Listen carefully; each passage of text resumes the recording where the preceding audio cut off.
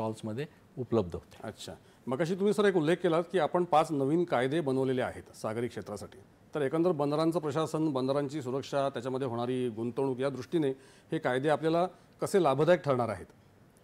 मी जसं बोललो की आपण आता 21व्या शतकात आहोत आणि कायदे 20व्या शतकातले आहेत. बरोबर.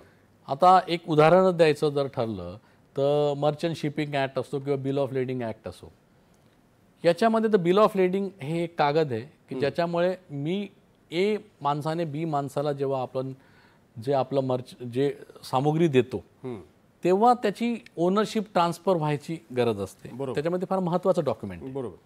आता हे डिजिटल स्वरूपात ॲक्सेप्ट केलं जात नव्हतं आणि जेव्हाही अशा गोष्टी होतात त्याला विलंबनाला त्या कारणीभूत ठरतात. बरोबर. कारण की बऱ्याचदा लोक म्हणतात की मला मिळालं नाही, देणारा म्हणतो मी दिलं.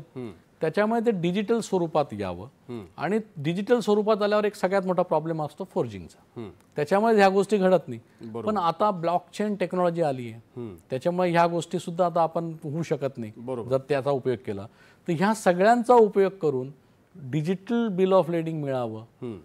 त्या दुसरी गोष्ट, जसं आता कोस्टल शिपिंग आहे, मी म्हणलं थोड्या वेळापूर्वी बोललो, भारतात फार कमी आहे. एवढा मोठा समुद्री किनारा आपणच बोलला 11,000पेक्षा जास्त, आणि डिजिटल कोस्टल शिपिंग होतच नाही. बरोबर. तर आपल्याला त्याच्यात बढावा दिला पाहिजे. तर त्या संदर्भात योग्य कायदा नव्हता, तर तो योग्य कायदा तिथे आला. सेफ्टी संदर्भात कायद्यांमध्ये प्रादुर्भाव आपण केला. तसंच जे स्किलिंग आपण बोललात, बरोबर, त्याचा सुद्धा समावेश या ह्या सगळ्या कायद्यांमध्ये केला. दुसरं, आपलं टनेज कमी आहे, म्हणजे आपण 23व्या म्हणजे आपण खूप कमी 1% पेक्षा कमी जहाजं हे आपण ओन करतो. बरोबर. तर ते वाढावेत म्हणून सुद्धा काही प्रोव्हिजन कायद्यात करण्याची गरज होती. म्हणून तसाही प्रोव्हिजनसाठी हे कायदे करण्यात आले. थोडक्यात काय तर आम्ही आधुनिक शिपिंग क्षेत्रासाठी कटिबद्ध आहोत आणि त्यासाठी लागणारे सगळ्या लीगल प्रोव्हिजन ज्या विकसित देशात आहेत त्याच्यापेक्षाही एक पाऊल पुढे आम्ही तयार केले आहेत.